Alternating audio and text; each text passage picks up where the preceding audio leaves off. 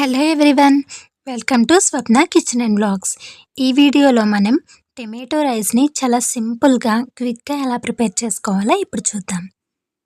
ప్యాన్లో 2 to 3 table spoons of ఆయిల్ని వేసుకొని సన్నగా తరిగిన ఉల్లిగడ్డ, పచ్చిమిర్చి, కొంచెం కరివేపాకు వేసుకొని లైట్ బ్రౌనిష్ కలర్లో ఫ్రై చేసుకోవాలి.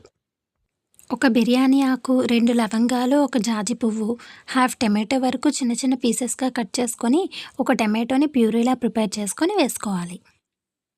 మనం వేసే టమాటో ప్యూరీ వల్ల ఈ రైస్ అనేది ఇంకొంచెం టేస్టీగా మారుతుంది. తింటున్నప్పుడు అక్కడక్కడ టమాటో పీసెస్ తగలడం కోసం హాఫ్ టమాటోని పీసెస్లా కట్ చేసుకొని వేసుకోవచ్చు. రుచికి సరిపడేంత ఉప్పు, 1 టేబుల్ స్పూన్ కారం, హాఫ్ స్పూన్ వరకు పసుపుని వేసుకొని ఒకసారి బాగా కలుపుకోవాలి. స్టవ్ని లో ఫ్లేమ్లోకి అడ్జస్ట్ చేసుకొని టమాటో ప్యూరీని ఆయిల్ పైకి తేలేంత వరకు బాగా మగ్గనివ్వాలి. ఇంకా ఇందులో ఎలాంటి బిర్యానీ మసాలాస్, గరం మసాలాస్ వేయాల్సిన అవసరమే లేదు.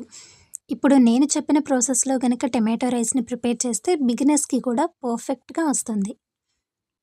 ఈ టమాటో ప్యూరీ పచ్చివాసన రాకుండా ఉండడానికి కొంచెం వాటర్ని వేసుకొని దగ్గర పడేంత వరకు మగ్గనివ్వాలి.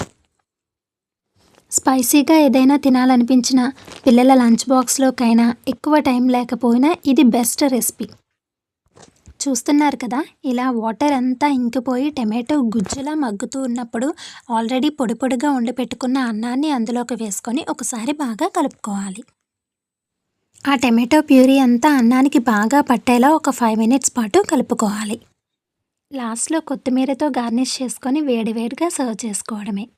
పిల్లల లంచ్ బాక్స్లోకి కానీ బ్రేక్ఫాస్ట్కి కానీ బెస్ట్ రెసిపీ నచ్చితే కామెంట్ చేయండి. మీరు కనుక మన ఛానల్ని ఫస్ట్ టైం చూస్తున్నట్లయితే ఇలాంటి మరిన్ని హోమ్ ఫుడ్ ఐటమ్స్ కోసం ప్లీజ్ డూ సబ్స్క్రైబ్.